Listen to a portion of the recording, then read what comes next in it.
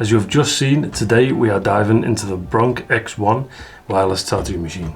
And in today's video, we're going to be looking at the good, the bad, and everything in between. If you find this review helpful, then don't forget to drop a like. And as always, don't forget to subscribe for more tattoo related content and reviews. Now, before I go any further with this video, I do want to point out that I have not paid for this tattoo machine. The machine company reached out and have sent me this tattoo machine for free. Absolutely no money has exchanged hands, and of course that means that I am under no obligation to give it a good review. BRONC has had no input on my review of this product, and they have also not seen this video until it goes online. I do not have any affiliation with this company, which means that I do not make any money off these machines being sold. This, unlike some YouTubers, means that this will be an honest review. Not naming names, I'm just saying. So with that being said, let's get into it. So here we have the box. If we open that up, straight away you'll find your instruction manual. It showcases the menus and how to use the machine, and also your warranty card. Just some notes about how the battery was transported, and then the important part. Inside the box you will find your X1 tattoo machine. You will find an RCA adapter, and you get a box with a battery charger and lead. Underneath that you'll find a little bag with some O-rings tossed into. Now with that out the way, let's move on to some of the key features of this machine. Let's start with some colour options. For those of you who like to personalise your machine, you can get these machines in red, army green, black, silver and green. Although one colour I do feel is missing from this list is pink. I'm saying this because there is a lot of female artists out there who have entirely pink setups, and to me that's just a bit of a customer base that BRONC could be missing out on. Now the machine itself, ranging from 2.6 to 4mm, the X1 actually has 11 settings of adjustable stroke. On the dial it has 2.6, 2.9, 3.2, 3.5, 3.8 and 4. Which is a pretty good range, and in theory it should cover absolutely everything. And if that wasn't enough, there is a notch in between each number, just in case you want to go for something a little bit more precise. Now this is a machine on the chunkier side, sitting at 37mm in diameter and 142 in length. It also has a total weight of 251 grams with the battery, which honestly is actually pretty evenly distributed, putting the machine's centre of gravity more towards the middle of the machine. Now onto the battery. BRONC claim that you can get 7 to 9 hours worth of use out of one charge, and from my experience, depending on what voltage you run your machine, this is actually pretty accurate.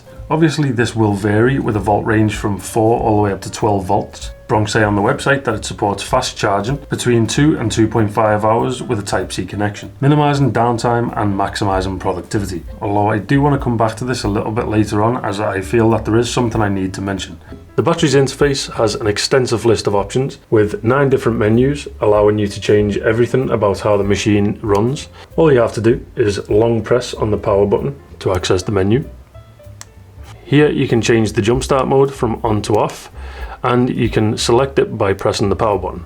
This will help if you're using larger needles, as larger needles usually need that extra kick to get them moving. Next you have the timer mode. Now I like this because it has 3 options.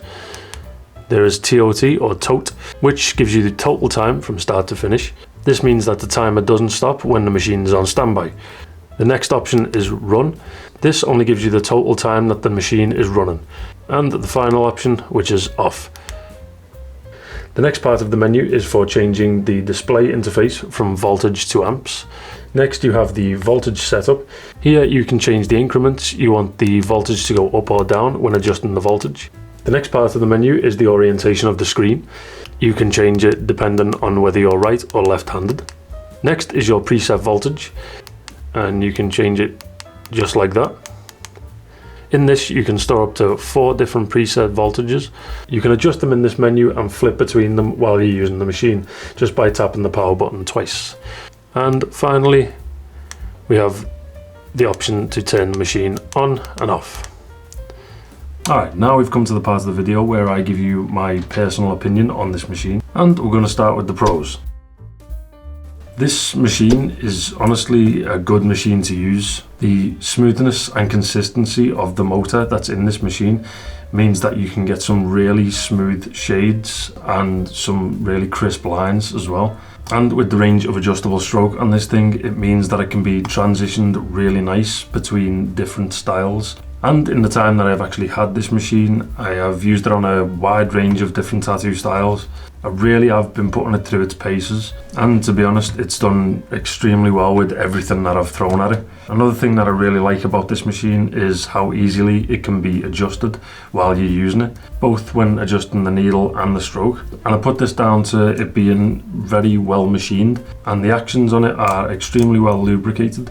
The machine is bearing assisted, as you can see here. Because of this, when you turn the dials, it makes a very satisfying click.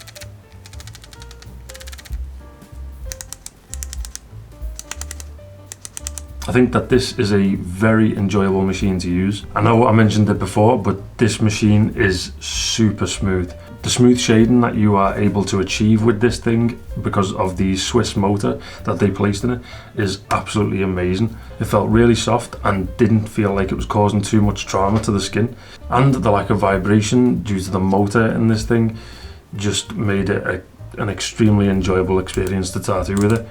And the last pro that I really want to mention about this machine is the price tag. At the time of recording this video, this machine is currently priced at $398, 314 Great British pounds, or 371 euros. And if you didn't feel like forking out a whole load of money for a backup machine, this might be the perfect thing for you. Alright, now we move on to the cons.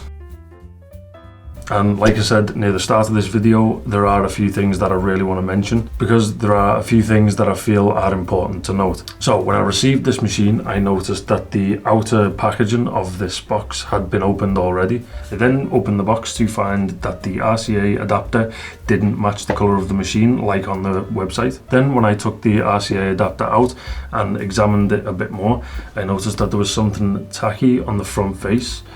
I immediately then put it back in the box and haven't touched it since. I then messaged the company to talk about what I had actually received, and after 3 days I then received these messages.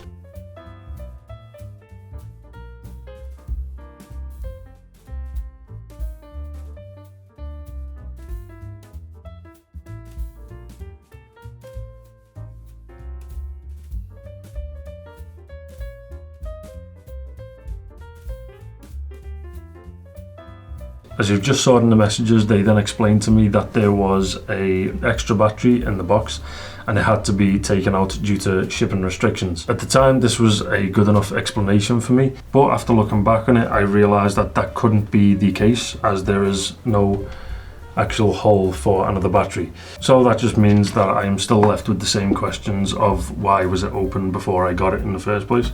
So that was my first experience with this machine. The next thing that I actually want to talk about is the charger that comes with the machine. The first time that I actually used the charger, I noticed a few issues. The Type-C port actually isn't aligned properly with the housing, indicating to me that something inside must have been broken, bent, or it was just poorly made. When using this to charge the battery, I then noticed that the lights at the top started to flicker, almost as if there was a loose connection. Obviously, this left me uncomfortable with using it. And this left me with using one from another brand, which left me kind of disappointed as there was obviously no other way for me to charge the battery. Next was the battery itself. Now, while using this machine for extended periods, I would sometimes have to take breaks and place this machine on standby mode. And this machine does not actually have a feature to turn itself off after extended periods on standby. After a quick 3-minute break, I would then pick the machine back up, press the power button, only for the motor to kick in for literally a millisecond, and then it would kill the power to the machine. It did this at random intervals, so I don't actually know what's causing it, but while actually shooting this video, I was actually able to capture it on camera. I then tried to press the power button to turn the machine back on, only for nothing to happen. To get the machine to turn back on, I had to unscrew the back, take out the battery, put it back in again, screw the back on, and it would then fire up. After this, the machine would sometimes start up like nothing happened, other times it would do it again and again. I was actually able to capture that as well. Most of the time it was doing this, the battery had full power. Everything was screwed on and screwed in the way it should have been. So I ruled this out as a possibility, as a loose connection. I then decided to run my own little test and place a few batteries from different brands inside the machine, and didn't encounter this problem once, and was able to whittle it down to just a bad battery.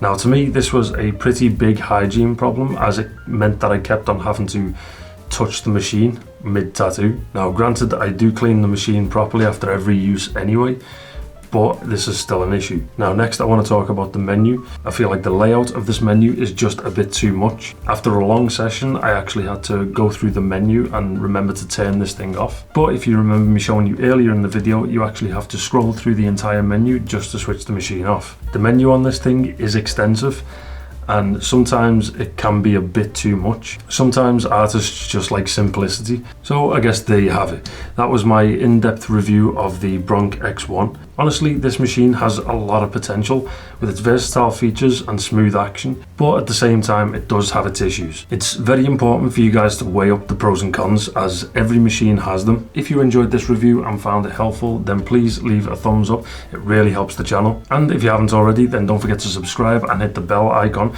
so you get notified every time that I upload a video. Also, don't forget to check out my other reviews, and you can follow me on Instagram at PHughesTattoo. As always, thank you very much for watching, and I will catch you in the next one.